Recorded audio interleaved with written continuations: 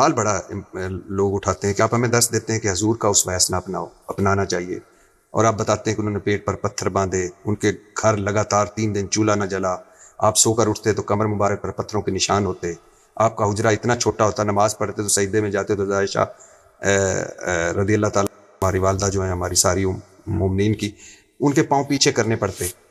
لیکن جب آپ کی لائف دیکھتے ہیں، گاڑیاں، بڑے گھر، لینڈ کروزر، لیموزین، ابھی میں نے آپ کی لندن میں دیکھی، آپ لیموزین سے اتر رہے تھے ماشاءاللہ. وہ تو میرے دوست کی تھی. تو نبی والی درویشی کیوں نہیں وہ آپ میں، جو ہمیں آپ بتاتے ہیں کہ ہم چھوٹے گھر بناؤ تو. عبد الرحمن بن عوف رضی اللہ عنہ ٹاپ 10 آدمیوں میں، جب ان کا انتقال ہوا تو 28 ٹن سونے کی اینٹیں پڑی تھیں. عبد الرحمن بن عوف 28 ٹن، 1 ٹن 25 من کا ہوتا ہے، اور 1000 گھوڑے اور 1000 اونٹ اور 10,000 بکریاں اور 4 بیویاں، اور زمین جتنے ملک فتح ہوئے تھے ہر ملک میں زمین، وہ ٹاپ 10 ہیں. اچھا سر، عمران خان کی ریاست مدینہ کے آپ وکیل رہے، لیکن آپ نے کیا سر ایسا دیکھا عمران خان میں؟ آپ کئی ملاقاتیں بھی اس میں کہ آپ نے ان کی وکالت کی کہ ریاست مدینہ کے لیے، اس کے لیے کہا کہ اس خلوص پہ نہ اس پہ شک کریں. سچا آدمی ہے، عمران خان دیانتدار آدمی ہے، مومن آدمی ہے. تو ابھی آپ نہیں، دل نہیں کرتا اڈیالہ جیل جا کے ملنے؟ نہیں، وہ تو ملنے ہی نہیں دیتے تو کیا؟ آپ کے تو سارے جاننے والے ہیں. نہیں، وہ نہیں ملنے دیں گے. ویسے اگر ملنے دیں تو جائیں ضرور. کیا کہنا چاہیں گے اگر آپ جا کر اسے؟ کہوں گا شاباش، کمال کر دیا، تاریخ بدل دی تم نے. باقی اینڈ پہ انہوں نے جو عمران خان صاحب کے حوالے سے گفتگو کی، اس پہ بھی میں 2-4 باتیں ضرور کروں گا یہاں پر کنکلوڈ کرتے ہوئے. لیکن اس سے پہلے ایک حیران کن بات جو انہوں نے اپنی کروڑوں اربوں کی جائیداد کو جسٹیفائی کرتے ہوئے کہی کہ یہ مجھے وراثت میں ملی ہیں. ٹھیک ہے، ہمیں کوئی اعتراض نہیں ہے، لیکن اس کے بعد انہوں نے اپنی دولت کو جسٹیفائی کرنے کے لیے سیدنا عبد الرحمن بن عوف کے حوالے سے جو کچھ بیان کیا، اس کو سن کے حضرت عبد الرحمن بن عوف جو عشرۃ مبشرہ میں سے ہیں، 10 جنتی اصحاب میں سے، ان کے بارے میں کوئی ہمارے دل میں اچھے جذبات پیدا نہیں ہوئے. طارق جمیل صاحب کہہ رہے ہیں جب وہ فوت ہوئے ہیں ان کے پاس 1000 اونٹ، 1000 گھوڑے، 10,000 بکریاں، چلیں یہ تو ہو سکتا ہے.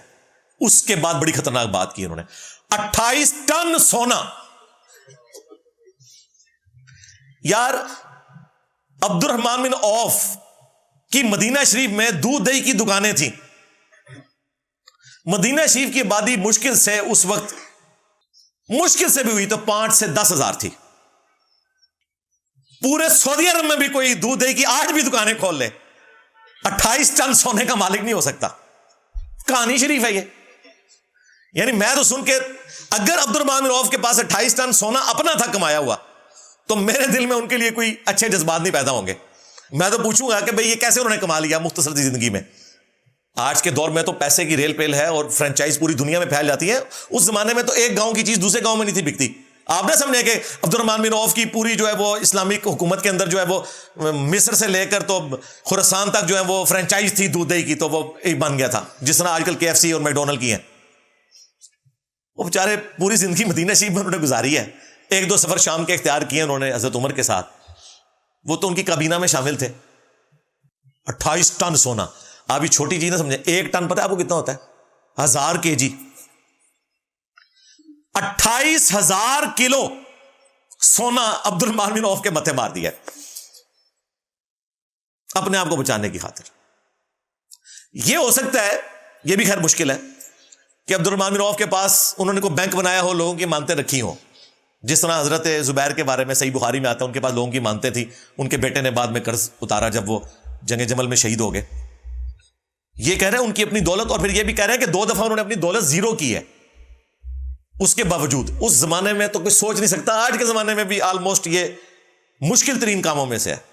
ایک دودھ دہی کی دکان سے یا 100 بھی دکانیں ہوں، مدینہ شریف میں 100 تو نہیں ہوگی، 28 ٹن. میں نے اس کو کیلکولیٹ کیا، آج میں نے اس پہ بھی اپنا ٹائم لگایا. یہ جناب جو 28 ٹن سونا ہے نا، اس کی قیمت بنتی ہے $280 ملین، $280 ملین. اور پاکستانی روپیز میں آج کی ڈیٹ میں 78 ارب روپیہ بنتا ہے, 78 ارب.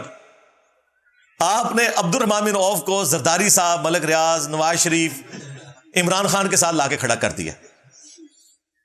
آپ مجھے خود بتائیں, کوئی بھی مسلمان آج کا سنے گا تو اس کے دل میں کوئی اچھے جذبات پیدا ہوں گے کہ یار یہ اس شخص کی صحبت کرنے والے ہیں جس نے دنیا کو 3 طلاقیں دی ہوئی تھی, محمد رسول اللہ صلی اللہ علیہ وآلہ وسلم. 28 ٹن سونا کہانی. پھر آخر میں انہوں نے کہا کہ چلو میں خان صاحب کے والے سے پازیٹیو بات کر لوں تاکہ سوشل میڈیا کے اوپر جب میری ٹرولنگ ہو تو پی ٹی آئی میری سپورٹ میں سامنے آ جائے. پی ٹی آئی والے تو بیچارے بولے ہیں, ان کو بڑے جدھر لگا دیں ادھر لگ جاتے ہیں. ان کا سب سے بڑا مسئلہ ہی ہے, بڑے ان کو کہیں تو یہ 5th جنریشن وار لڑنا شروع کر دیتے ہیں. بڑے کہیں کہ یہ ڈیجیٹل دہشت گردی حرام ہے تو کہتے ہیں اچھا ہاں جی آج کے بعد حرام ہے. بڑے کہیں کہ آرمی چیف قوم کا باپ ہوتا ہے, کہتے ہیں ہاں جی بالکل ہمارا باپ ہے. بڑے کہیں یہ غدار ہوتا ہے, کہتے ہیں ہاں جی بالکل غدار ہے. بڑے کہیں سیم پیج حلال ہوتا ہے, کہتے ہیں ہاں. اور بڑے کہیں نہیں آج والا حرام ہے تو کہتے ہیں ہاں حرام ہے. بڑے ایکسٹینشن دے دیں حلال ہے, آج ایکسٹینشن ہو جائے تو حرام ہے. ان کا مسئلہ یہ ہے. تو ان کو پتا تھا, یہ علماء بڑے سمجھدار ہوتے ہیں, انہوں نے جان بوجھ کے خان صاحب کے حق میں بات کی کہ کل کو مجھے پی ٹی آئی گود لے لے گی. سرکار پی ٹی آئی آپ کو گود نہیں لے گی, ہاں چند صحافی لے سکتے ہیں. پی ٹی آئی میں اکثر ہمارے اسٹوڈنٹس ہیں اور اللہ نے ان کو اتنی عقل دی ہوئی ہے, انہوں نے خان صاحب کی محبت میں قرآن و سنت نہیں چھوڑا, اور ہمارے دلائل کی وجہ سے عمران ریاض اور آفتاب اقبال کے جھوٹ کے اگینسٹ انہوں نے ہمارا ساتھ دیا ہے. تو تارجمی صاحب آپ تو ان کے مقابلے میں شاہی کوئی نہیں, میرے مقابلے میں نہیں, ان کے مقابلے میں. کہہ رہے ہیں جی سچا آدمی ہے, مومن آدمی ہے. کون جی؟ خان صاحب. سرکار سچا آدمی ہے, مومن آدمی ہے, 1.5 سال سے اندر ہے, ایک جملہ نہیں نکلا آپ کی زبان سے اس کے حق میں, بینیفٹس آپ نے اٹھائے اس سے, ایم ٹی جے لانچ کروائی, بغیر ماسک پہنے ہوئے افتتاح ہوا. اس زمانے میں کوئی ماسک نہیں پہنتا تھا, ایف آئی آر کٹتی تھی, آپ کے اوپر کوئی ایف آئی آر نہیں کٹی. ایک جملہ نہیں آپ نے ہمدردی کا 1.5 سالوں میں بولا, اسٹیبلشمنٹ کے ڈر کی وجہ سے, جی انہیں کے ڈر کی وجہ سے. اور تسی کیا سمجھے سارے انجینئر مطلب مرزا ہوندے نے.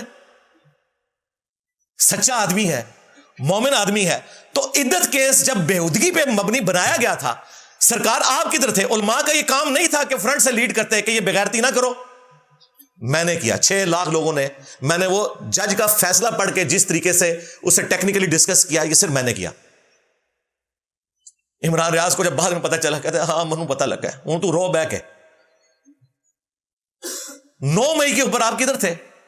آپ کا کام تھا کہ ان بچوں کو بھی سمجھاتے, ریاستی اداروں کے لوگوں کو بھی سمجھاتے. 26 نومبر کے اوپر آپ کدھر تھے؟ آج کہتے ہیں جی سچا آدمی ہے, مومن آدمی ہے. پھر وہ کہتے ہیں مجھے موقع ملا تو میں جیل میں چلا بھی جاؤں گا. سرکار آپ کبھی بھی نہیں جائیں گے, آپ نے جانا ہوتا تو ابھی تک آپ چلے جاتے. باقی لوگ جا کے ملا ہے, ارشاد بھٹی ملا ہے یار جا کے, اور تو چھوڑ دے. اور تو طارق میر صاحب نہیں مل سکتے تھے, ان کے تو تعلقات بھی ہیں. ہاں. پھر کہتے ہیں جی علماء سے لوگ دین نہیں سیکھتے. جب علماء کا کام تھا کہ فرنٹ سے لیڈ کریں اور عدت کیس کے اوپر بات کریں, اس وقت تو علماء جو ہیں وہ اسٹیبلشمنٹ کے ڈر سے اپنے گھر میں بیٹھے رہے. آج 1.5 سال بعد وہ بھی بھٹی صاحب نہ کہلواتے تو انہوں نے بولنا بھی نہیں تھا. تو یہ ہر بندے کا جگرا نہیں ہوتا, ہر بندے کی دلیری نہیں ہوتی کہ وہ سچائی کے ساتھ کھڑا ہو. میں آخر میں صرف طارق جمیل صاحب سے یہی کہوں گا کہ آپ نے اگر عمران خان صاحب کے ساتھ غداری نہیں نہ کی تو وفاداری بھی کوئی نہیں کی. آپ نے فائدے اٹھائے, لیکن جب ان پہ برا وقت آیا آپ ان کے ساتھ کھڑے نہیں ہوئے. لہذا یہ پوڈ کاسٹ میں 2 جملے, سچا آدمی ہے, مومن آدمی ہے. 1.5 سال بعد پتہ لگا ہے سچا آدمی ہے, مومن آدمی ہے.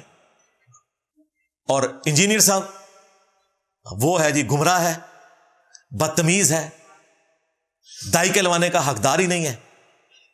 ابھی میں چاہتا تو میں عمران خان صاحب کی جو کنٹینر پہ زبان ہے نا وہ ساری بتا کے نا میں طارق جمیل صاحب کو کہہ سکتا تھا کہ یہ بندہ ہے جو بدتمیز نہیں ہے, لیکن میں وہ کام نہیں کر رہا. وہ پی ٹی آئی والوں کو بھی پتا ہے, ان کے مخالفین کو بھی پتا ہے. باقی وہ کلپ خود ساتھ جوڑیں گے, پھر پتہ چل جائے گا کہ یہ لوگ اس طرح کی سٹیٹمنٹس کیوں دیتے ہیں. صرف پبلک ڈائنامکس کو دیکھتے ہوئے کہ ہماری کوئی سنوائی ہو جائے گی, لوگ ہمیں گود لے لیں گے. سرکار کوئی گود نہیں لیں گے, کوئی فرق نہیں پڑتا. دیکھیں اللہ کے فضل سے ہم نے کبھی کسی کی کوئی پرواہ نہیں کی ہے. اتنے بڑے بڑے حملے ہوئے ہیں میرے اوپر, قاتلانہ حملوں کے علاوہ علمی حملے, اس حوالے سے کہ مجھے ڈیفیم کرنے کی کوشش کی. پولیٹیکل جماعتوں نے, اسٹیبلشمنٹ نے, ایف آئی آرز کاٹی گئی. اور یہ 2025 تو ہمارے لیے آزمائشوں کا سال ہے. سٹارٹ ہی میں مفتی منیب صاحب جیل میں آ گئے. میں ایک دن پہلے ویڈیو بنا چھڑی کہ آ جاؤ سرکار. میں کہا انہوں نے پھر بعد ہی بہانہ بنا دینا. بعد ہی انہوں نے کہا کہ وہ تو مناظرے کے لیے آئے نہیں تھے. ٹھیک ہے. اس کے بعد یہ ایک پولیٹیکل جماعت والے نے یوٹیوبرز نے ہنگامہ کھڑا کیا, میں انہوں نے پورا پہ گیا. اب یہ طارق جمیل صاحب نے کیا, اور ابھی تو آج 12 بجے اپلوڈ ہو چکی ہوگی طارق مسعود صاحب کی وہ پوڈ کاسٹ. تو ظاہر ہے ابھی تو 12:45 ہوئے ہیں, تو وہ تو میں انشاءاللہ رات کو ٹائم ملا نہیں تو کل جا کے دیکھوں گا. ہو سکتا ہے اگلی اتوار مجھے اس کے اوپر بھی بولنا پڑے. ویسے بھٹی صاحب نے جو اس کا وہ ٹیزر چلایا ہے نا, ٹریلر, اس میں جو انہوں نے سوال پوچھے ہیں نا, یہی اصل سوال تھے. امید ہے مفتی صاحب نے بورا کھولا ہوگا اور ان کے جوابات دیے ہوں گے, اور اگر نہیں دیے یا سیٹسفائی نہیں کر سکے تو پھر آپ کو اب میرا ان کے ساتھ بیٹھنے والا جو ایک ایپیسوڈ ہے نا, اس کو یاد کرنے کی ضرورت ہی نہیں ہے کہ بیٹھنے کی ضرورت ہے یا نہیں ہے. جو کچھ ان کے پاس ہے انہوں نے رکھ دیا ہوگا, وہ پبلک خود فیصلہ کرے گی. اور اس میں اگر کوئی نئی چیز سامنے آئی یا ہم نے ضرورت سمجھی ہمارے ٹیم کے لوگوں نے, تو جس طرح آج میں نے طارق جمیل صاحب حفظہ اللہ تعالیٰ کو کرنٹ افیئر کے طور پر ڈسکس کیا, این ممکن ہے کہ اگلی دفعہ ہم طارق مسعود صاحب حفظہ اللہ تعالیٰ کو کرنٹ افیئر کے طور پر ڈسکس کر رہے ہوں.